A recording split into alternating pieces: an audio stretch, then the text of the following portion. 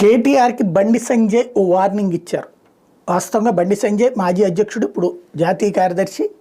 ఆయన ఇప్పుడు మాత్రం సంచలనాత్మకమైంది మామూలుగా, ఎందుకంటే ఈ ట్రిప్ అంతా కిషన్ రెడ్డి అధ్యక్షుడు కాబట్టి తన చుట్టూ రాజకీయం ఉంటుంది. బట్ ఇప్పుడు జరిగినటువంటిది మాత్రం సంచలనాత్మకమైనటువంటి అంశం. ఏంటి అంటే కేటీఆర్ సంబంధించినటువంటి ఆస్తులు, ఆయన ఉన్న బినామీలు ఎవరు, ఆ బినామీల పేరుతో ఎంత సంపాదించారు, ఆయన బంధువులు ఎవరు, వాళ్ళ పేరుతో ఎంత దాచిపెట్టారు అన్నటువంటిది మొత్తం గుట్టు విప్పుతా అని.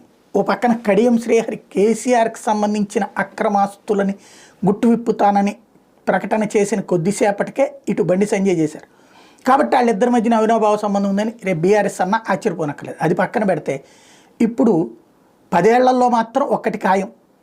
ఆంధ్ర పాలకులు యువతరకు వచ్చేశాక, తెలంగాణ పాలకులు అక్కడ పాలన పూర్తిగా స్వీకరించాక 10